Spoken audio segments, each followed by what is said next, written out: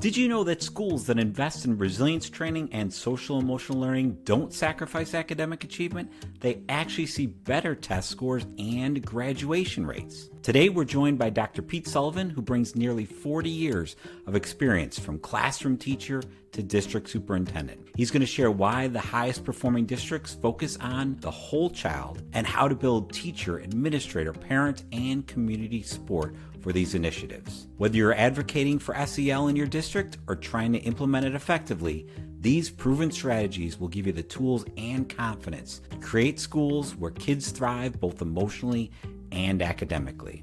I'm Tom. And I'm Jeannie. We are siblings on a mission to help kids become their strongest selves. Each episode, we share proven strategies with parents, teachers, and all who work with youth and teens to build resilient, confident kids who can tackle life's challenges and thrive.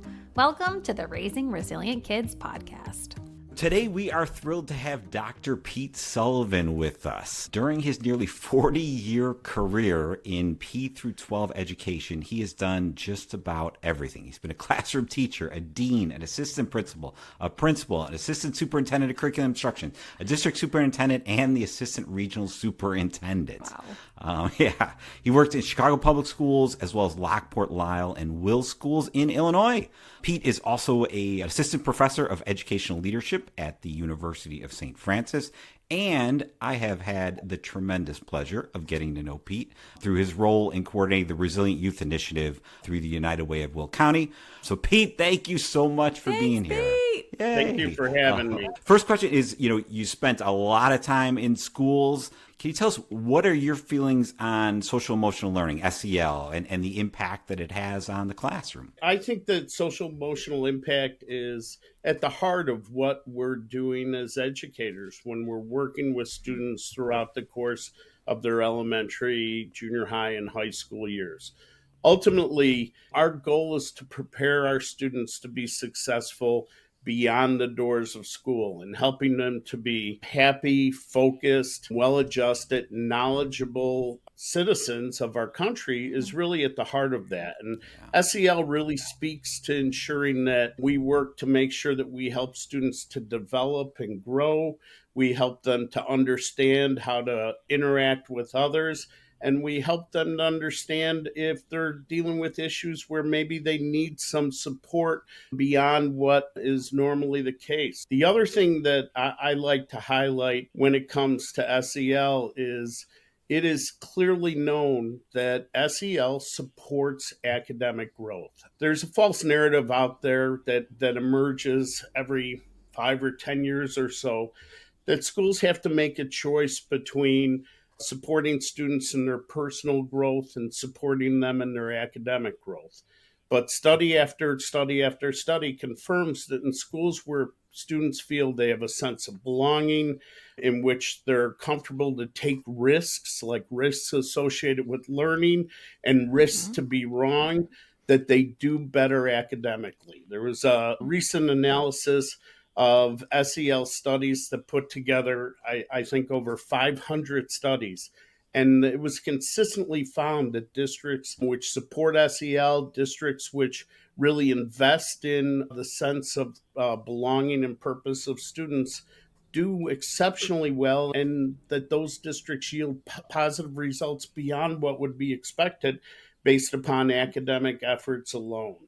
People, when they feel like there's a sense of belonging, a sense of connectedness, they're going to want to do better. They're going to feel supported. And when they experience challenges, either academically or personally, they're going to feel that there's people there to support them. So I think all of these things go together. And that's why I've been such a strong proponent of SEL as my career has evolved. That's great. Thanks, Pete. Yeah, there's so much evidence out there just really proving this stuff works in all aspects. Yeah. And the other thing is, I think that it goes beyond just students. I think as adults, as workers, when people feel valued, when they feel a sense of belonging, they're going to be successful. There is no such thing as a perfect company. But if you look at the growth of some really powerful companies Part of what they focused very much on was giving people an opportunity to grow, to support them in the development of their knowledge, to help them to be successful as individuals. I think at the end of the day,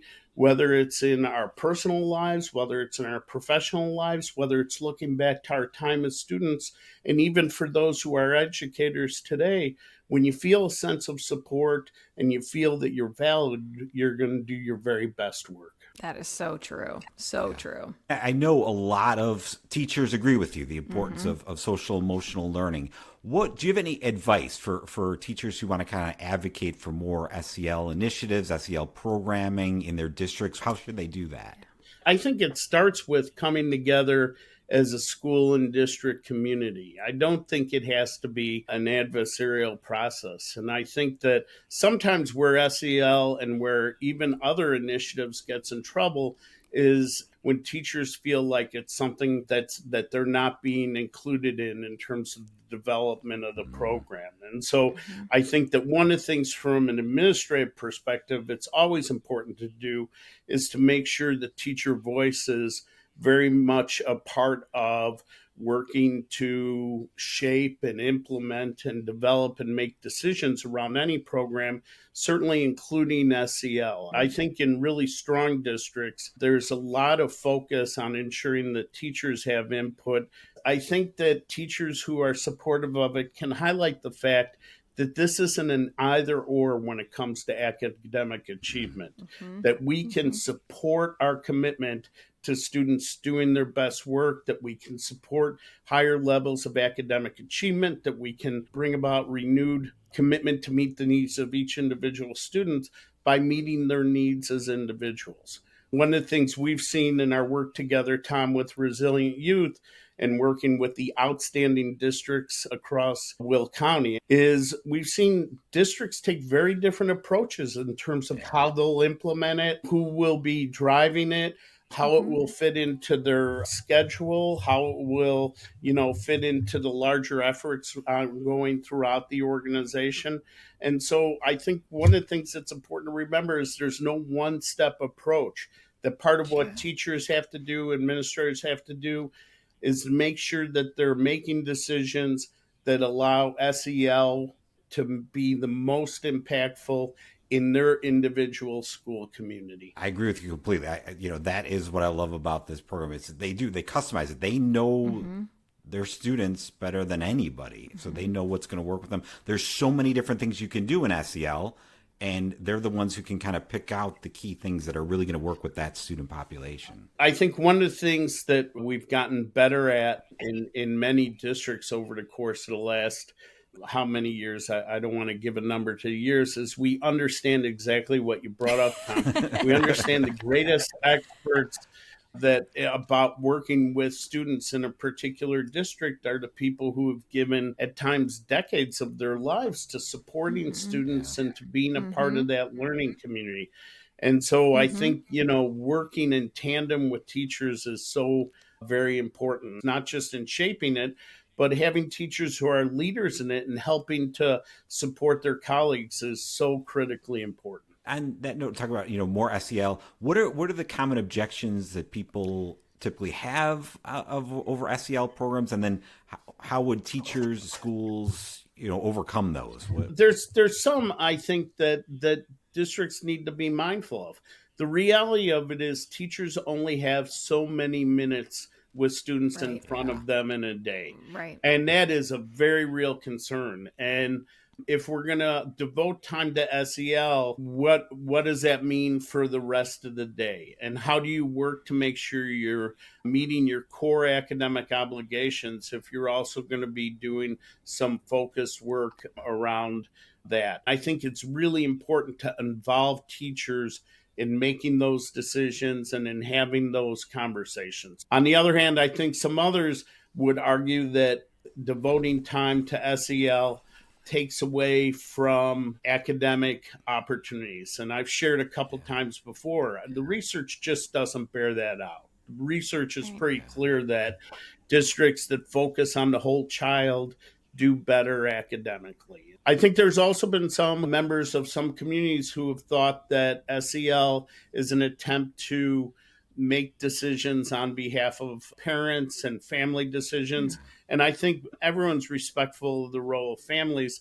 And we're not talking about anything that would go beyond norms. For example, if students at the high school level are taking high stress semester exams and taking very important ACT type exams, or are taking placement exams, maybe in vocational settings or at community colleges, equipping them with ways to deal with that kind of stress, that falls under SEL.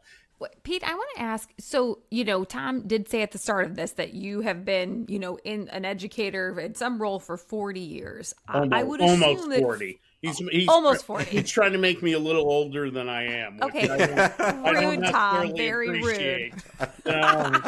I mean, come on. Very rude, Tom. Well, aside from my rude brother, I was going to say, however, 30 plus years ago, I would assume that SEL, was it even a term? You are so well versed in it, and you can tell you have such a passion for it. Did you have that from the start? I think good teachers understand the sense of building a sense of community in classrooms. And I think, one of the things that I was very fortunate with at the start of my career is work with some teachers who really had that ability to build a sense of community where students felt that they were supported. So the terminologies change every 10 years, but that sense of community is clear. And the other thing I would say is the idea of culture is so important. So I think in good schools, they've had that culture of supporting students and helping them to grow. And it's endemic in the educational process. I think that individual terminologies, SEL, all these other concepts have come about. I think that SEL, I think when we think of it sometimes, if it's just something that's done 6-8 times in individual lessons, it's limited in terms of its impact. When it has the greatest impact is when you have the opportunity for students to have some of the same lessons across their school day. I think spreading it out so that everybody's the same language is so important, because maybe I don't really like or get along with my English teacher if, I just don't click with my English teacher for some reason as a student. And if that's the only person teaching it, I might ignore them. But if my coach is teaching it or my math teacher is teaching it, everybody's doing it, it's likely that at least one person in that school, I'm going to kind of look up. And if I'm hearing the same thing from that person, I'm probably going to start practicing these techniques. And I also think that the idea that there's consistent messages being sent. I also think that it's important that the districts that in schools that are committed to the social emotional learning, that parents are able to be part of the process. And I think that it is important to make sure that they understand what it is that we're doing, because I think sometimes when we don't communicate, it creates a vacuum, and that's where there can be misunderstanding. The power is, if you think about it, if you have students where there's a shared sense of supporting students across a community in terms of the classrooms, at the school level, at the district level, and that families are aware of it as well, it's amazing how powerful it can be. Speaking of parents, what do you think the role parents can play or the community can play in supporting SEL? I think parents do a great job by asking important questions. When I was a principal or superintendent, it wasn't my school, it was the community school. And so I think being inclusive and making sure you're being respectful in terms of the parents, and I think communicating with them and ensuring that there's opportunities for two-way dialogue, I think is so important. None of this takes away from the role of parents. The primary and foundational role of parents in terms of raising children. It's another way to support the development of children, which is ultimately the goal of the schools, and ensure they're successful during the course of their time with us in schools and beyond. I'm a parent of 4. I understand that firsthand, and I think we need to be clear that SEL programs cannot and should not have any vision or context that might make it appear that we're trying to do anything other than fulfill our roles in helping students develop and be partners with parents in meeting the needs of each individual child. Pete, this has been great. So many wonderful ideas. Thank you so much. Any final advice you'd give to schools, teachers, administrators, whoever, that are about implementing any SEL initiatives? I think that there is no cookie cutter approach. You have to work in partnership with teachers, with administration, with families in order to be successful. It has to be part of a larger culture and a larger commitment to help and support the growth of each individual child. Pete, thank you so much for being here. Thank you All so right. much. Thank you. Pete is so great. He is. And I'll tell you, that's one of the best things about this project that I know I've been working on, kind of rolling out resiliency training to the schools in Will County here in Illinois. It's just not only that, I'm getting the opportunity to do that with so many different teachers and social workers and administrators, but I'm getting to meet some really fantastic people like Pete and like the folks from the United Way that really spends their whole lives just trying to help people, trying to help kids. It's been a fantastic experience, and Pete's been a huge part of that, a huge part of the success that we've had with that initiative. Yeah, I mean, you can just tell he's just such a good guy, and somebody, like you said, who just has dedicated such a huge majority of his life to the students, like to the schools. I mean, kind of done everything I feel like you can do in the school system, at least to my knowledge. And for him to have such a passion for and to see the importance of this, like, that's somebody that you listen to. I mean, I know you know Pete. You always say how much you just love Pete. He's just such a great guy. You've had many conversations with Pete. What stuck out with you in this one? There's a couple things that I would say with this is it's stuff that Pete's kind of really tried to reinforce, and it makes complete sense. Really getting the teachers involved in the development of it, not putting it, just forcing the teachers to do it. Nobody ever likes being forced to do anything. Totally. And second, they know their kids best. So getting them involved in the process. And in addition to that, like he also mentioned, kind of, it can't just be a few lessons. It's really got to be throughout the school day. So one of the things that, we've been doing with this resiliency training, we've been offering it to schools. Sometimes it's teachers that roll it out. Sometimes it's like throughout the PE and the health curriculum. Sometimes it's social workers. Another thing we've been adding to this, we've got these programs, this Mind of a Champion program, the Stress Less for the Test program, where they can start to offer it actually, coaches too. So they get it both, during school and after school, reinforcing these lessons. One of the things that Pete talks about a lot is Will County's where we've been rolling it out, and he really wants the county to be a resilient county. In general, just having resiliency across the spectrum. And that's why some of the newer programs that we're rolling out, we're actually putting online so that we don't have to go into teachers, that teachers can take it whenever they have time, but parents can take it, kids can take it themselves, so that they're hearing it in many, many different locations. It's really treating the whole child. I mean, the whole child is in school, out of school, when they're at sports practice, whatever it is. And like you said, if you can make that available to all of the people that are in a child's life, you really are teaching the whole child. Yeah. That's great. Awesome. All right. Well, thanks, Pete, Jean. you were right. You told me before we did this, you said Pete is such a great guy, and gosh, you were spot on. He was so great. Thank you, Pete, again, and we'll see you all next month. Thanks for listening.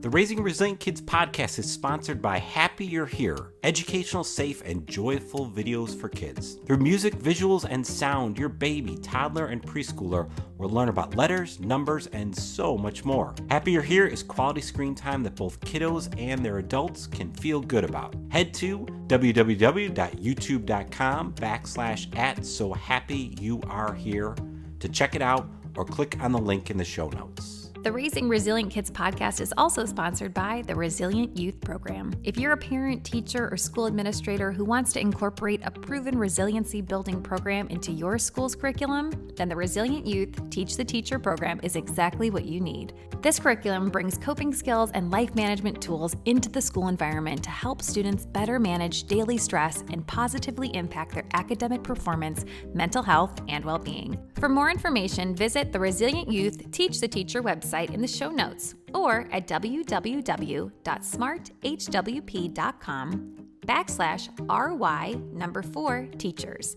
That's www.smarthwp.com/RY4teachers. The Raising Resilient Kids podcast is produced, hosted, and edited by brother and sister team Tom and Jeannie Klishevitz. Do you have a question you would like answered by one of our expert guests? If so, visit www.smarthwp.com/Raising Resilient Kids podcast. Thanks for listening.